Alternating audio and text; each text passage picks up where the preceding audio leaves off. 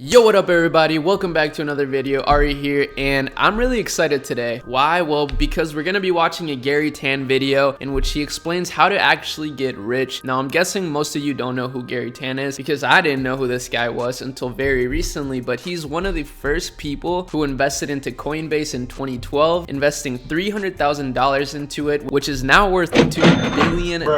That's probably the most legendary return on investment that I've ever heard of. So his advice is nothing short of valid. Real quick, if you're new to the channel, make sure that you subscribe and make sure you share your thoughts with me in the comments. I absolutely love reading y'all's comments, but let's get right into it.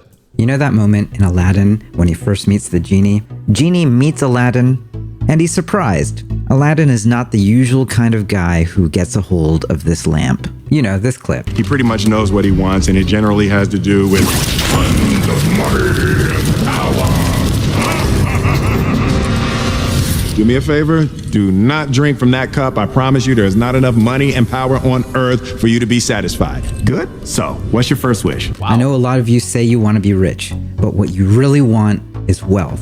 Wealth isn't this or even this. There's a lot more to it. Here's why you need to get wealthy instead of rich, and here's how to actually do it. And if you want to learn more about topics like this and how to build your next big thing, be sure to click subscribe and the bell icon.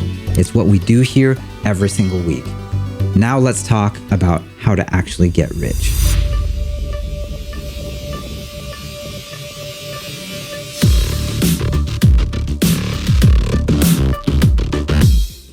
First, what is wealth?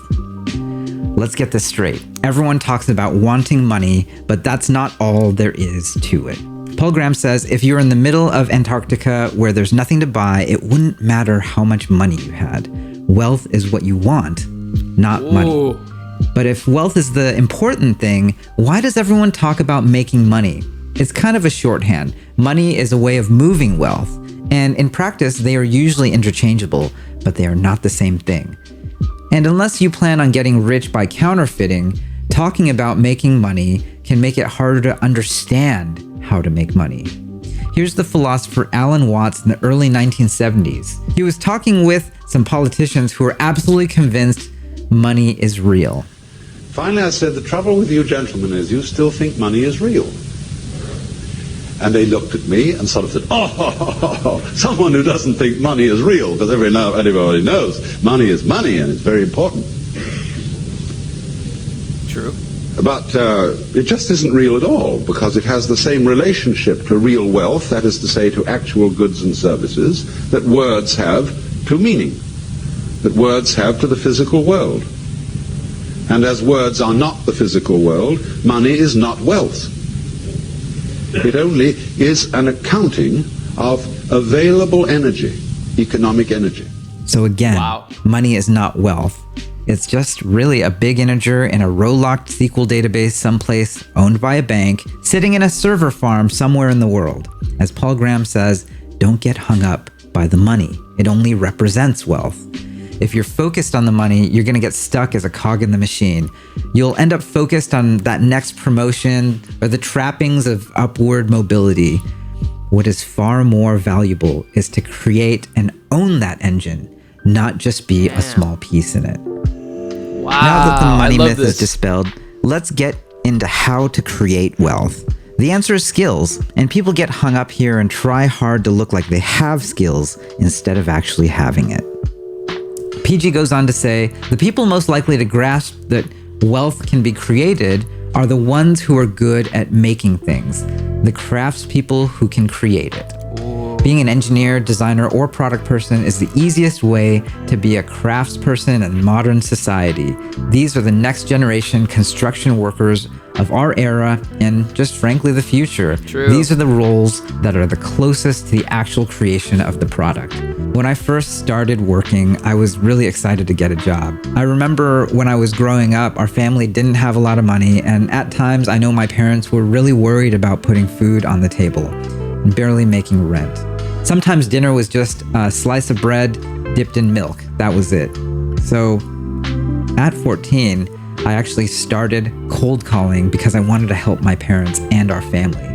I cold called the yellow pages in the internet section. This is me in 1995. I got my first job at the age of 14. It set me on the path that I'm on now. Design, coding, and product management, marketing, branding. I learned to build my craft. That's a really big thing that you and I have to talk about. Not all skills are valued at the same price. So true.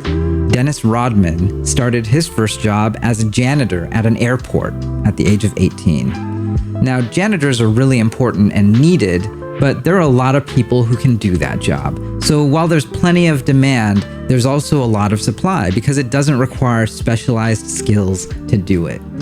Rodman was lucky. He had a huge growth spurt and gave basketball a chance in college. And in return, basketball gave him a chance. He ended up being drafted 27th overall in the NBA draft by the Detroit Pistons. And he ended up becoming a Hall of Fame basketball player. How?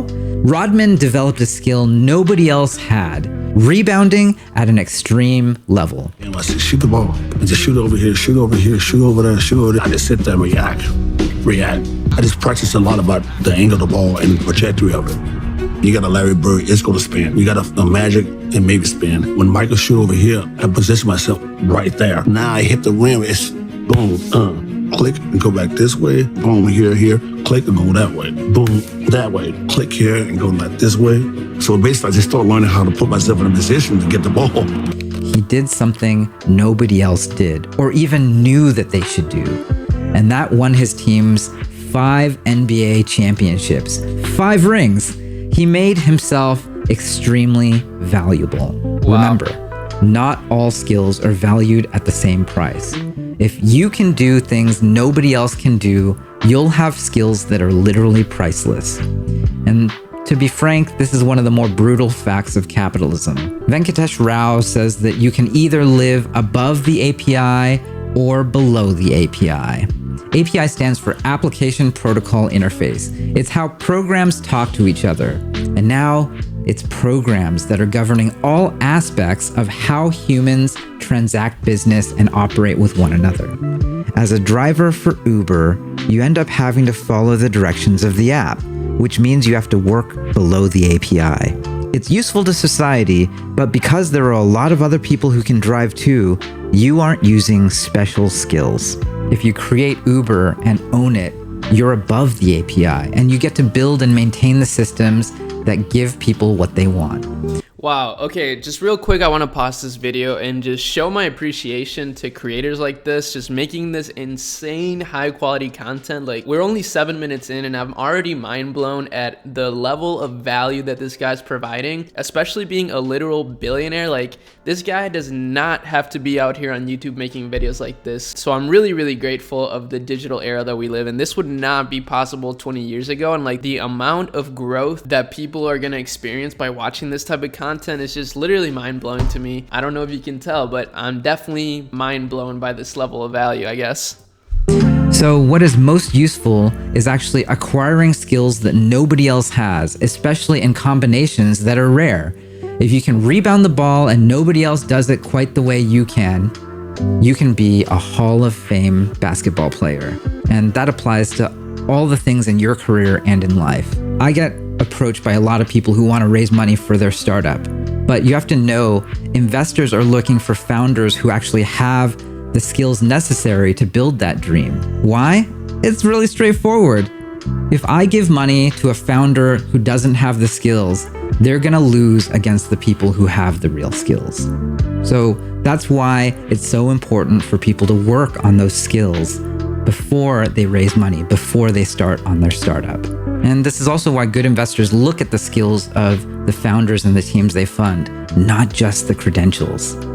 I hate to say it, but there are definitely people who graduated from Stanford who are not good engineers. Sorry to say.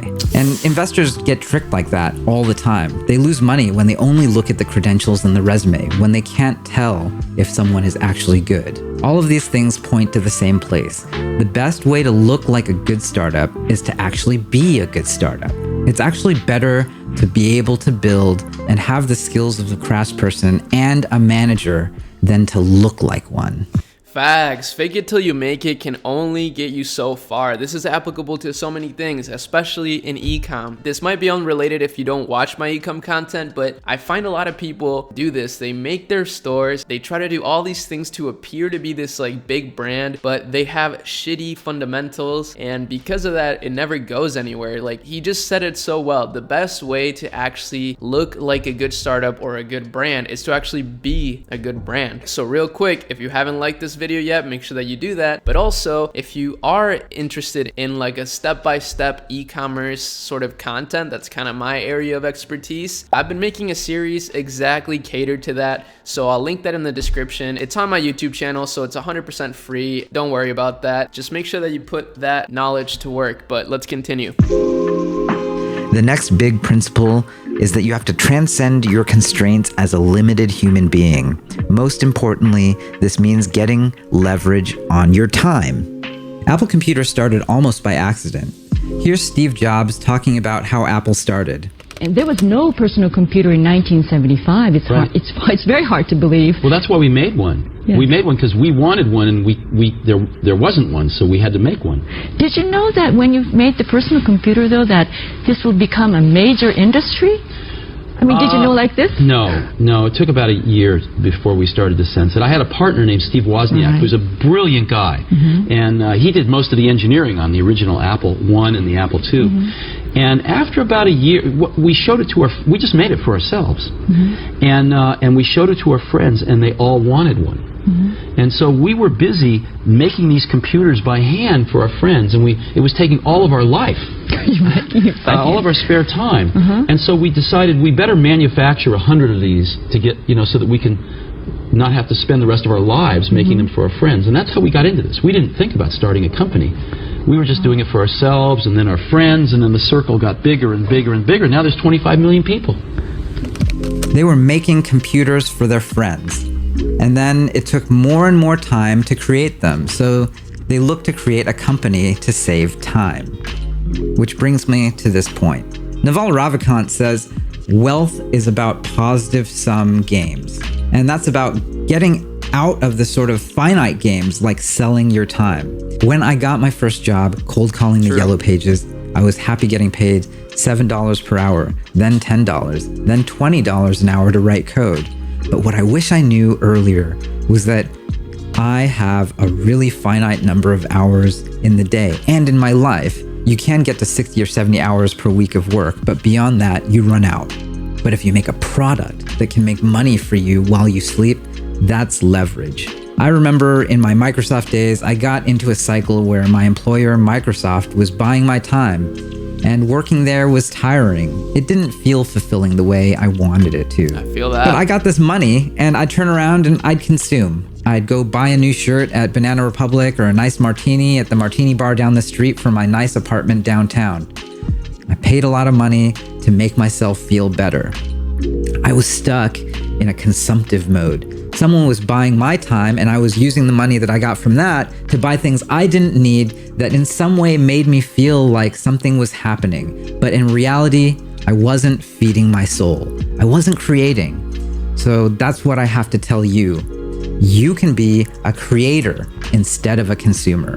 Most people are looking to mainly just make themselves happy by fulfilling various perceived wants that they think they have.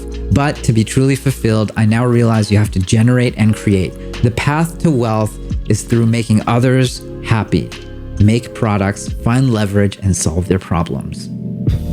So true. Oh my God. I want you to visualize this as a concept, a wealth machine. You put money in and you turn the crank. That machine spits out more money than what you started with. And a machine like that is incredibly valuable because you can take the money that comes out and feed it back in. You can reinvest that money to create wealth. That's a wealth engine. A wealth machine is different because it provides both money and wealth. Now, this is in contrast to a get-rich-quick scheme, which provides you money, but no way to get more. There's no wealth. These are one-time things. Remember, Lambos can be bought with money, but they can't actually be converted into even more money. It's money without wealth. If you have a business transaction that is a one-time thing that you can't repeat, that's money without wealth. There's also live action role play, people who play startup, and that's when you can't make any money and you can't have any wealth. These are a waste of time. Usually That's funny. I always talk about life being like a video game. So that was kind of a funny analogy that he just said. People role playing like a good startup. Man, this guy's a genius. This feels like content that I should be paying for or something. I can't believe this quality of content is out there for free on YouTube. Wow. And hopefully y'all are liking me just like sharing this with you guys. I know it's a weird way to make content, but I love videos like this and I love watching my favorite creators reacting to content. So I'm trying to be like the PewDiePie of this sector of YouTube, I guess you could say. But enough about me. Let's watch this shit. what happens is you hire a bunch of people, you spend a bunch of money, and it's all a waste. Investments are supposed to pay back. Wasting money by definition doesn't pay you anything back. And a special form of this is when startups decide to sell $20 bills for $10 or even give them away for free. You gotta be careful of those. A truly great startup has both money and wealth. Money goes in, it can be reinvested, and you get back not just more money, but also more of the thing that makes the money. That's wealth. You can couple this capital virtuous cycle with two others: talent and customers. The more talented your team is, the more likely more talented people will come to work with you. And when customers and users love you, they tell everyone else who could possibly use you that they should. And that's another virtuous cycle, more customers. And then all of that together allows you to raise more money to put that back into the machine. That's what product market fit is. And that's the key to this whole startup thing. 3 virtuous cycles working all together: talent, customers, and capital. Don't focus on the money. Focus on the wealth, the thing that people want, the problem, and the solution. And sometimes people come to me and say, I want to start a company. And I say, why? They say, oh, I want to make lots of money. I say, forget it. That's not a good enough reason. Most people that have started companies because they want to make lots of money, I haven't seen very many of those succeed. The ones that succeed are people that come, sometimes they don't even want to start a company, they just have an idea that they want to get out, express out into the world. And oftentimes they have to start a company because nobody else will listen to them. So that's it. Thanks for watching all the way to the end as usual. I'm so glad you found me, and I want you to know if you're learning about this, you're doing the best favor for yourself and the world. The world needs more people who are solving problems. I think you can do it. For more resources, please click subscribe and hit the bell icon. I got you, bro. Every week, I try to put together a video to teach you how to build a business. Boom. And yes, maybe even a fast-growing startup that touches 1 billion people. I'll see you next week. Wow, what a fucking video. Oh my god, I gotta say, that was amazing. I'm gonna drop this man a comment real quick. I hope you guys drop a comment for me. Let me know what you think. I'm super curious to know. I thought this video was amazing. Honestly, I mean, these are a lot of things that I kind of knew, but sometimes hearing things from a different perspective can really help you internalize it and just like understand something to your core, which sounds weird, but that's how I feel right now. I don't know. So let me know what y'all think. Make sure you subscribe, drop a like, drop a comment, turn on the notifications tab, and of course go check out Gary Tane's channel out if you want. You know, he totally deserves all the clout that he's getting, and I'm gonna drop him a comment right now. But that's it for today. I'll be seeing y'all in my next video. Peace.